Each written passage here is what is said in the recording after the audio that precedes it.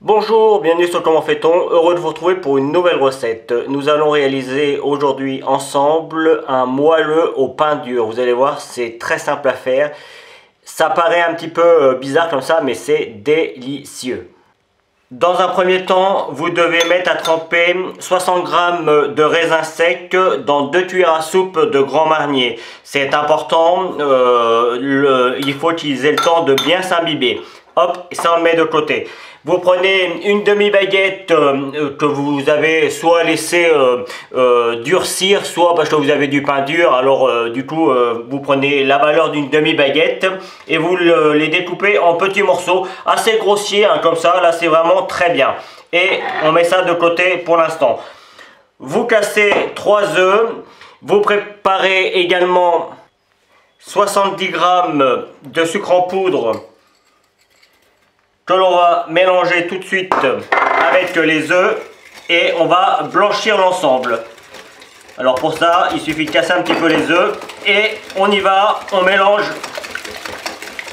vigoureusement jusqu'à ce que l'ensemble commence à monter un petit peu et blanchisse.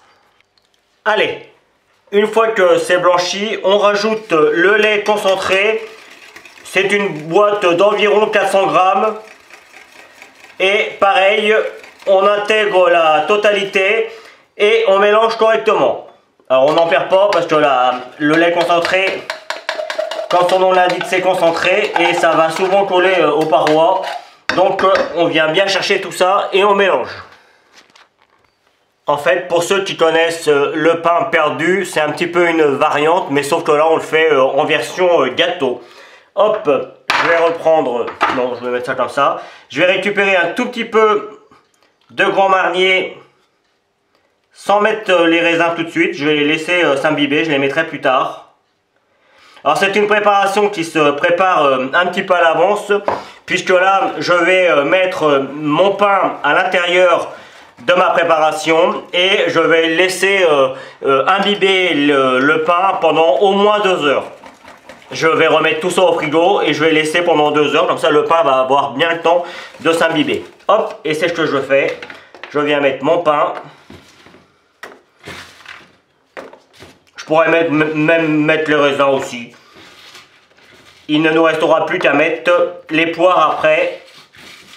Et les poires, c'est facultatif, hein. Moi je trouve que c'est meilleur, mais on pourrait s'en passer. Allez, je mets les raisins aussi. J'aurais pu tout mettre d'un coup. Hop, je mets les petites miettes, il n'y a rien qui se perd et vous voyez, je viens juste faire comme ça de façon à ce que tout commence à mouiller un petit peu. Et puis, quand on va reprendre, le pain aura ramolli et ça fera une espèce de pâte. Voilà. Je vais filmer tout ça et c'est parti pour minimum 2 heures au frigo, mais même si ça met 3-4 heures, c'est pas un problème, plus ça va imbiber, meilleur ce sera. Allez, les quelques heures ont passé, pour vous c'était quelques secondes. Voici ce à quoi ça ressemble une fois que ça a bien trempé dans le pain. J'ai préchauffé, je ne sais pas si vous l'entendez, mon four à 200 degrés. Et on va commencer à faire le montage. J'ai bien égoutter les poires. Alors une boîte de poires de 400 g, il y en aura probablement trop, mais il vaut mieux en avoir trop que pas assez. Donc là moi j'ai un petit moule, si mes souvenirs sont bons, il fait 18 cm de longueur sur 6 ou 7 cm, 8 cm de largeur. Donc ça vous donne une idée. Il est probable que que le moule soit un petit peu plus petit vis-à-vis de ce que j'ai en préparation, mais s'il m'en reste, je ferai des individuels. Alors comme vous pouvez le voir, j'ai mis également du papier sulfurisé que j'ai beurré de façon à pouvoir démouler plus facilement mon gâteau. Moi je vais bien le laisser refroidir. Il faut savoir que ça se mange soit tiède soit froid. Moi je le préfère quand c'est bien froid. Donc du coup je vais le cuire et puis j'attendrai que ça refroidisse bien comme il faut. Donc là vous voyez, je mets une première couche avec du pain, évidemment de la préparation avec les œufs, le lait concentré, les raisins. Je viens bien appuyer au fond et en fait cette petite préparation va permettre à mes poires de tenir. Alors Pour les poires, moi j'ai envie de les découper un petit peu, juste pour que ce soit plus facile à manger. Je vais essayer de faire en sorte qu'on voit bien comment c'est à l'intérieur, vous voyez. Et les poires, juste, vous voyez, je prends un couteau et je les découpe comme ça.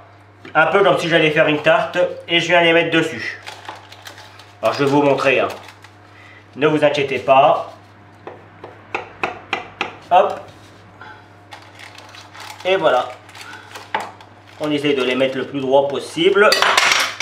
Voilà. Voici ce que ça donne. Et on recommence l'opération. Donc il n'y a pas de complications, hein. Et on fait ça jusqu'à arriver en haut. Alors en haut, soit vous faites en sorte d'avoir que du pain avec de la préparation, ou alors avec les poires. Moi je pense que je sais pas trop si dans quel sens je le mettrai.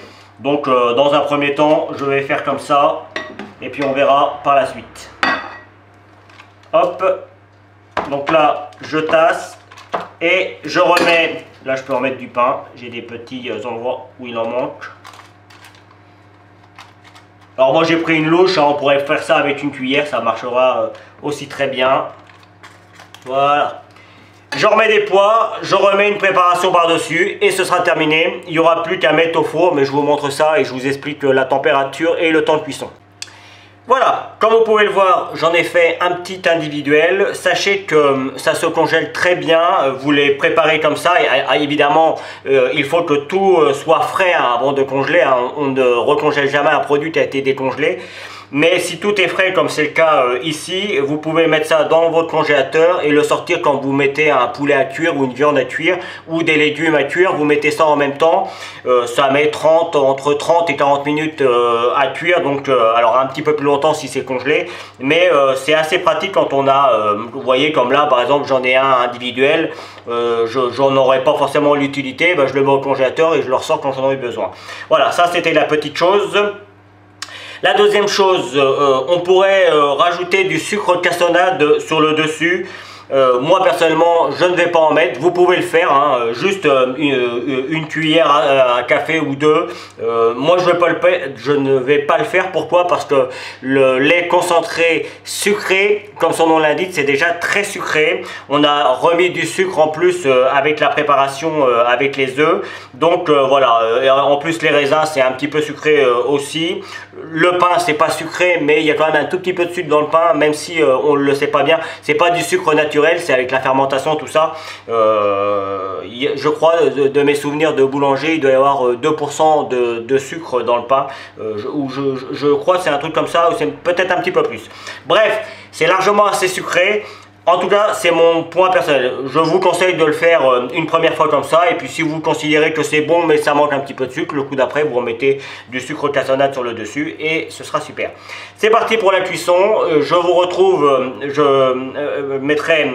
ferai une petite photo pour la fin de la cuisson.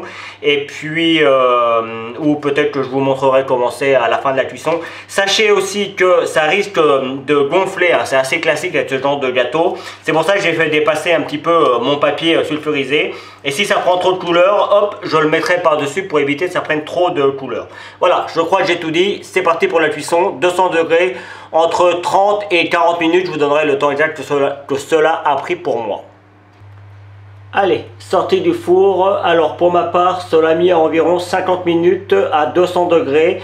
On doit obtenir quelque chose de bien doré, comme vous pouvez le voir là. Alors au bout de 35 minutes, j'ai mis un papier alu sur le dessus pour justement éviter que ça prenne trop de couleur, comme je vous l'avais expliqué avant.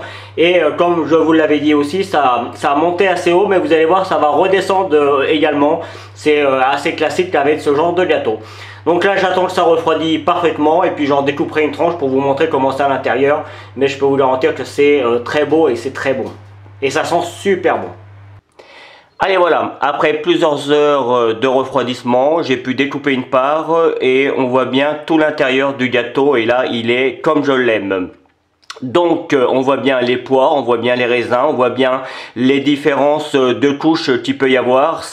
On peut voir sur le fond, c'est un petit peu plus caramélisé. Ça, c'est l'effet du lait concentré. D'ailleurs, je ne sais pas si vous le savez, mais avec le lait concentré, on peut faire du caramel. Et c'est pour ça que sur les côtés aussi, il y a une petite couleur un peu caramel. C'est tout à fait normal dans ce genre de dessert. Quand on utilise du lait concentré, on obtient souvent ce résultat. Et moi, c'est comme ça que je l'aime, parce que vous allez manger ça. Franchement, on a l'impression de manger du pain perdu, mais en façon gâteau, et c'est vraiment très très très bon. Il faut au moins le faire une fois pour se faire une idée, et puis après, voilà, comme je viens de le dire, vous ferez votre propre idée. Voilà. J'espère que cette nouvelle recette vous plaira. J'ai pris comme toujours beaucoup de plaisir à la réaliser. Je ne vous l'explique plus, mais vous avez tous les liens sur la description. Et puis si vous allez un petit peu plus loin, vous en avez d'autres pour vous abonner ou pour aller sur mon site internet par exemple. Et je vous donne deux autres recettes de gâteaux. Probablement un encore avec du pain rassis au chocolat cette fois-ci.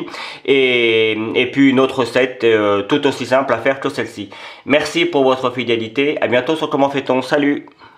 Vous pouvez vous abonner maintenant à ma chaîne YouTube, c'est ici. N'oubliez pas la petite cloche pour les notifications. Vous avez également le lien qui va vous amener sur mon site www.commentfaiton.com où vous retrouverez l'ensemble de mes recettes. Et je vous donne deux autres recettes ici qui vous seront très utiles. À bientôt sur Comment fait-on.